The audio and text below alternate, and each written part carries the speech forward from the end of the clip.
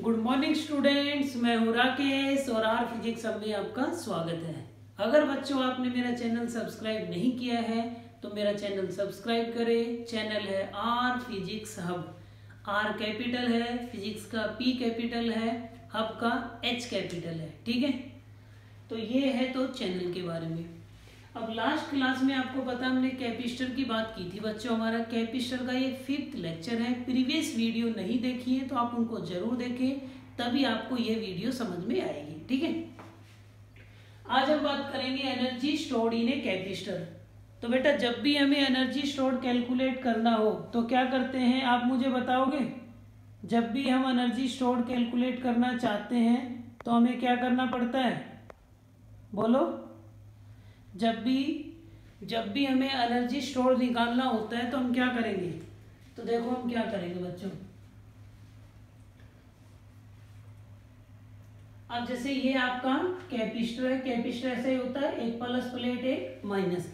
एक प्लेट पे positive charge होता है, एक प्लेट पे नेगेटिव चार्ज होता है। ठीक है, अब ये कैपिस्टर है और ये बैटरी है। तो अब ये देखना है कि कैपिस्टर बैटरी से चार्ज कैसे होता है।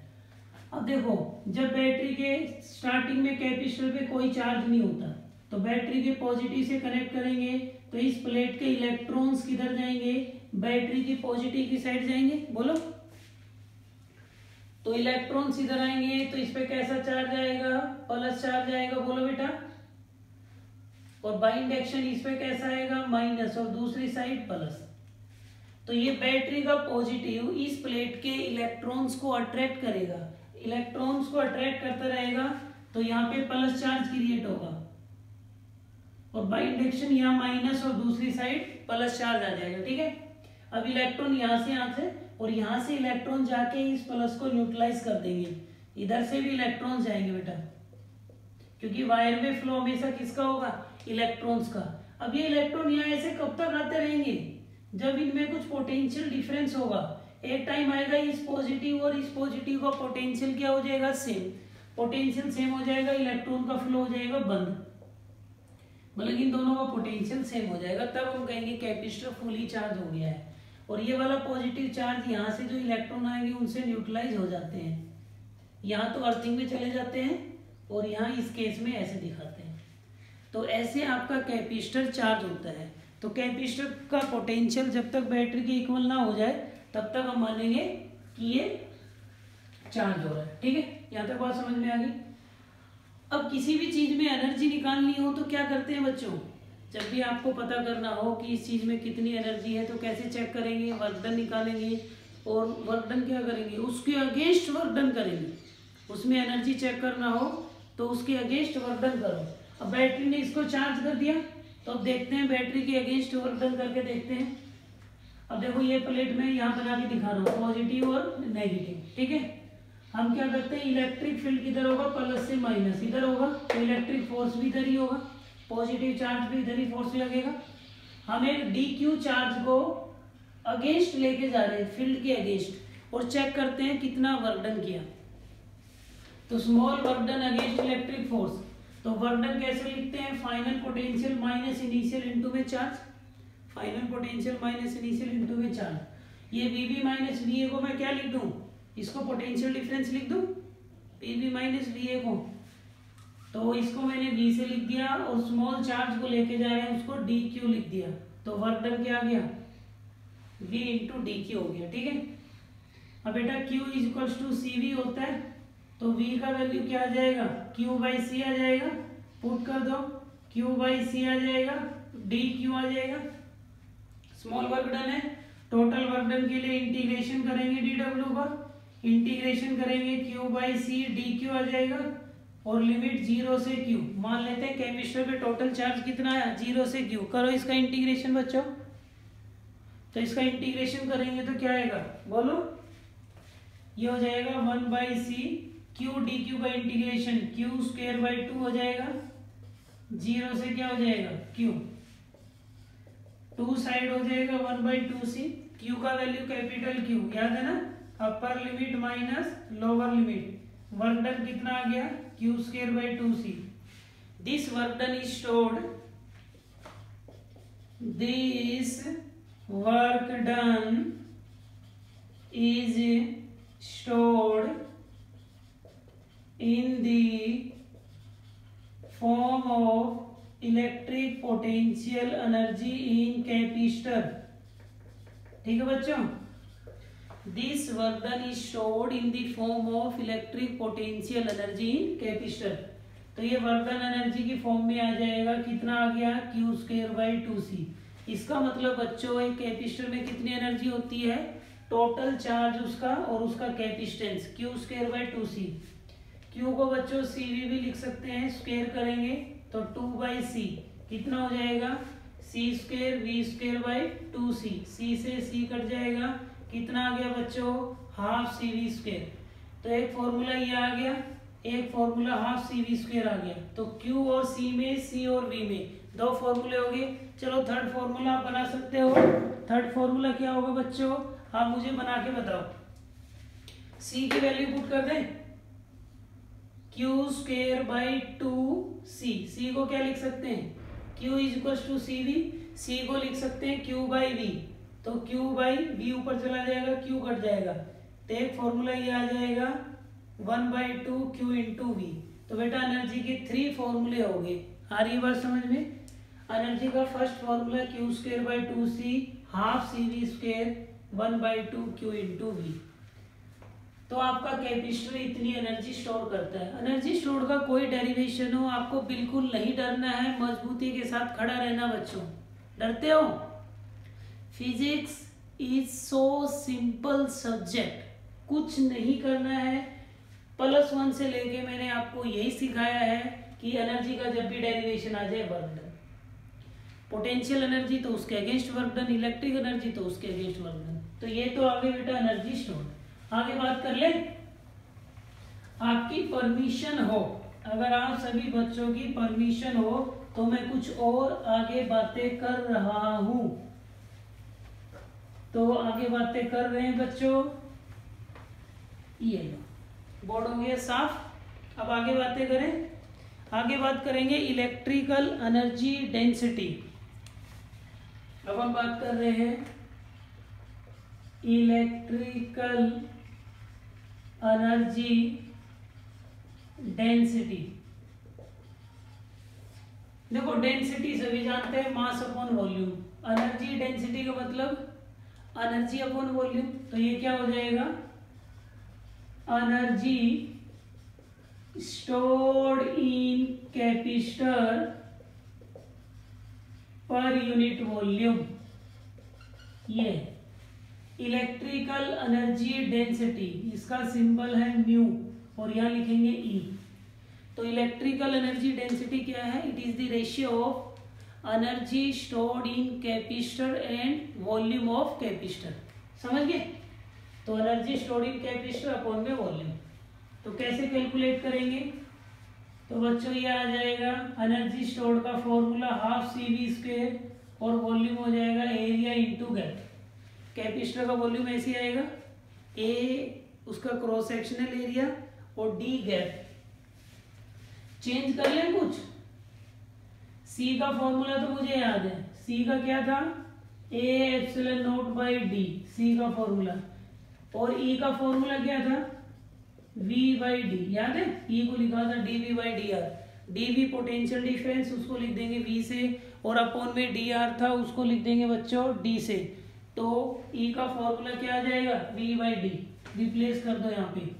तो एनर्जी आ जाएगा 1/2, c का value a epsilon naught by D, b का वैल्यू v यहाँ से आ जाएगा बच्चों e इंटू डी, इसका स्क्वायर करना है v का स्क्वायर, तो हो जाएगा e square D square upon में बच्चों A D.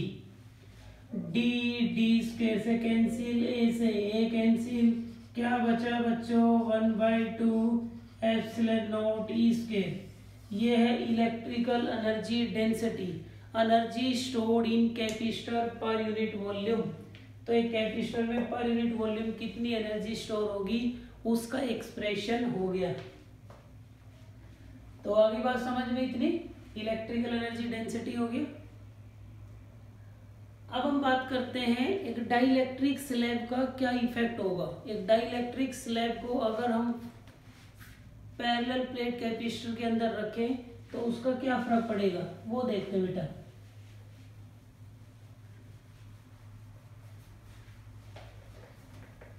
Effect of dielectric slab most important है, इंपोर्टेंट है। Effect of dielectric slab in parallel plate capacitor। Dielectric slab का इफेक्ट देखेंगे बेटा। कुछ आइडिया है एक स्लैब का क्या इफेक्ट होगा? देखो मैंने बात की थी अगर स्लैब को कंप्लीट रख देंगे तो कैपेसिटेंस के टाइम्स हो जाएगा। यहाँ पे देखो मैं क्या करने वाला हूँ, ये पैरेलल प्लेट कैपेसिटर है, ठीक, इसके बीच में हमने एक डाइलेक्ट्रिक स्लैब रखी। पैरेलल प्लेट कैपेसिटर पे क्या होगा, इधर पॉजिटिव चार्ज होगा और इधर नेगेटिव चार्ज होगा एक प्लेट पे, ठीक है। प्लेट के बीच में गैप कितना है d और स्लैब की थिकनेस कितनी है t और इसका डाइलेक्ट्रिक कांस्टेंट कितना है k। अब मैंने स्लैब को कंप्लीट गैप में नहीं रखा, कुछ गैप हमने फ्री कर दिया है, तो d गैप था और जो स्लैब रखी है उसका थिकनेस कितना है t, ठीक है। तो डाइलेक्ट्रिक स्लैब भी पोलराइज हो जाएगी, याद करो, प्लस है तो बाय इंडक्शन यहाँ माइनस आ जाएगा और दूसरी साइड बाय इंडक्शन क्या आ जाएगा, प्लस आ जाएगा, स्लैब भी पोलराइज हो जाएगी। इसका बिहेवियर वगैरह हमने लास्ट लेक्चर में देख लिया था। अब हमें कैपेसिटेंस निकालना है। देखो without slab capacitance of parallel plate capacitor in vacuum कितना आया था, A epsilon naught by D.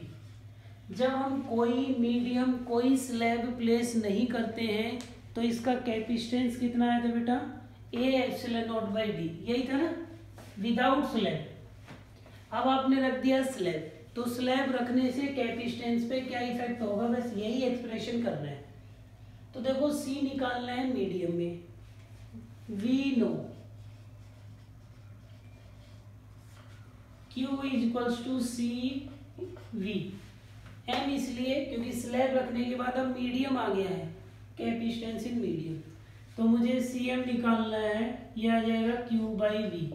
अब मेरा टारगेट है V निकालने का, चलो ये 2 मान लेते हैं, इसे 1 मान लेते हैं। V कैसे निकालें,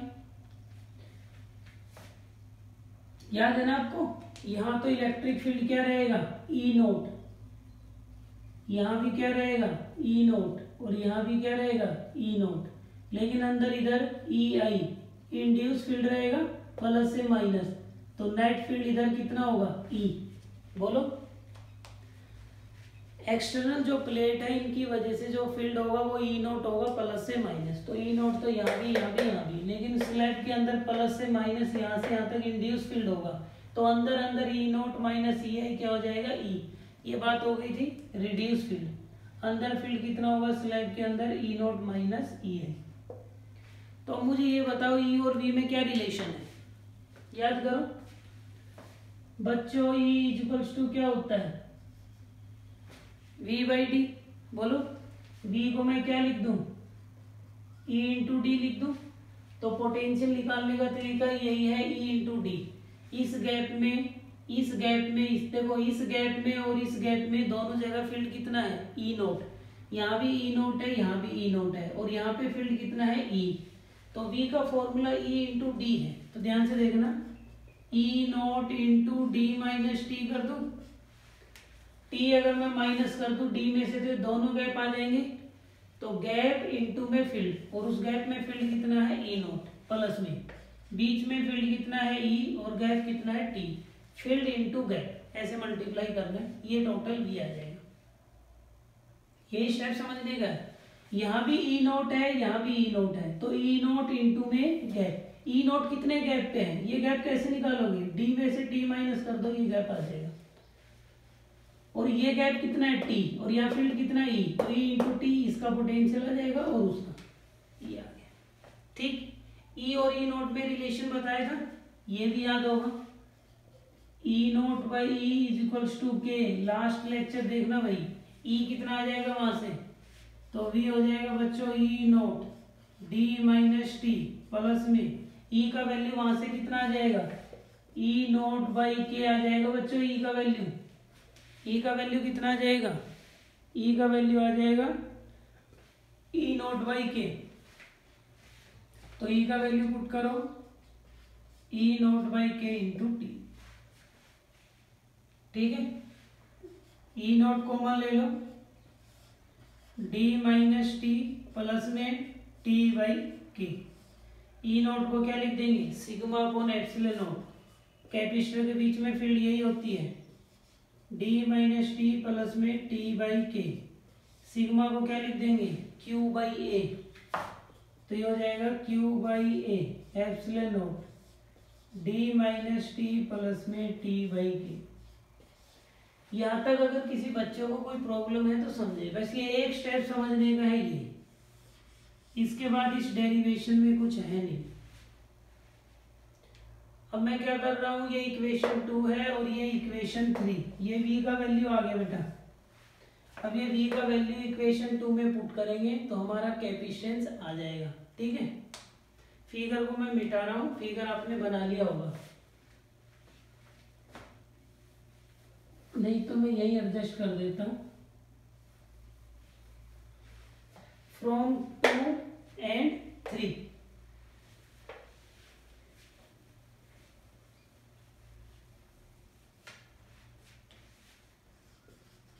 फ्रॉम 2 and 3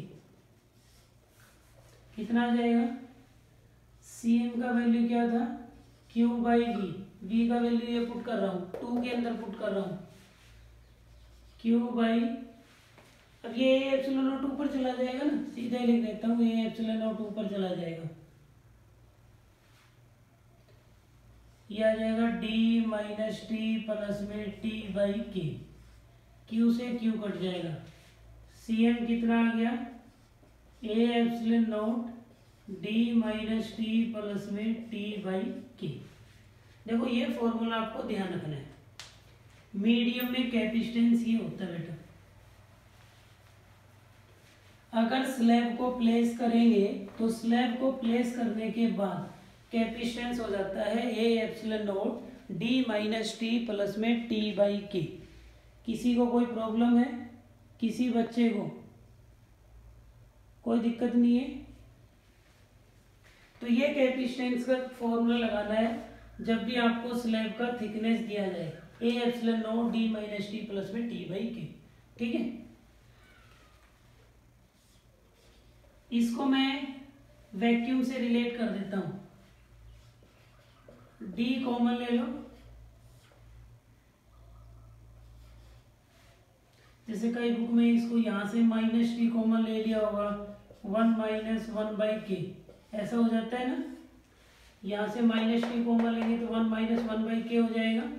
अब ध्यान से देखना मैं कर क्या रहा हूं, यहां से डी कॉमन ले रहा हूं, डी कॉमन लेंगे तो यहाँ 1 हो जाएगा माइनस में, क्या टी बाई टी हो जाएगा 1 माइनस 1 बाई के।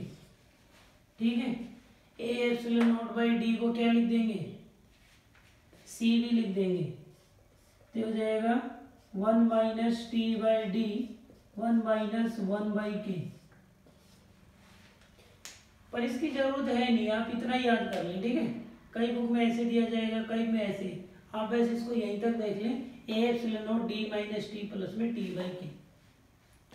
अब मैं आपको यही बात कर रहा हूं केस बना के, इनको आप याद ना रखें, इतना कोई जरूरी नहीं है ये वाला फॉर्मेट, लास्ट में जो मैंने बताया इसी फॉर्मूले से आगे बात कर लेते हैं। ठीक है, अगर वो कहे कि स्लैब कंप्लीट में फिल कर दिया है, टी और डी बराबर कर दिए बेटा, वो कह रहा है टी और डी क्या है, बराबर है, टी और डी का वैल्यू क्या है, बराबर, if D is equals to T, तो क्या हो जाएगा, तो हो जाएगा A epsilon not D, T का वैल्यू भी D D by K, T को डी पुट कर दिया है, डी से डी कट जाएगा, फिर आ जाएगा ए एप्सिलॉन नॉट डी, के ऊपर चला जाएगा, K A epsilon naught by D आ जाएगा।